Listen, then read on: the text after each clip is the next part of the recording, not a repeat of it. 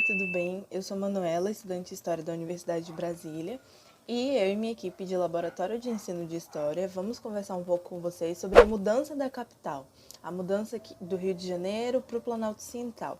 Mas a gente vai abordar uma perspectiva que talvez vocês não estejam tão familiarizados assim, que é a perspectiva das populações que já estavam aqui no Planalto Central antes da construção de Brasília. A gente vai falar um pouco como elas percebiam a sua comunidade antes da construção da capital e como elas perceberam a vinda dessa capital para o Planalto Central, né?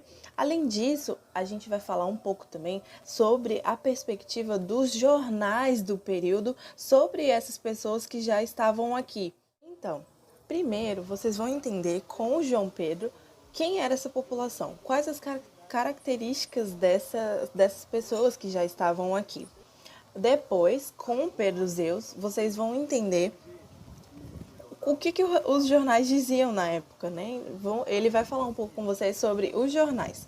Depois, com a Maria Júlia, ela vai falar através dos relatos orais dessas pessoas que moravam aqui anteriormente, o que elas percebiam com a vinda da capital e sobre elas mesmas. E no final, o Alexandre vai fazer uma contraposição entre o que os jornais da época diziam e o que as próprias pessoas diziam. Assim, vocês podem ver quais são as diferenças entre esses dois tipos de fontes históricas.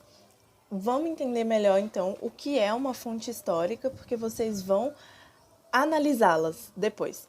Então, para entender o que é uma fonte histórica, antes de qualquer coisa, a gente tem que entender que há uma diferença dentro da disciplina de história entre história e passado. Como assim? A gente fala de história para falar do passado, né? Mas, por exemplo, você lembra tudo com detalhes do que você fez na semana passada? Acho que não daria para contar assim exatamente tudo que você fez, cada minuto do seu dia.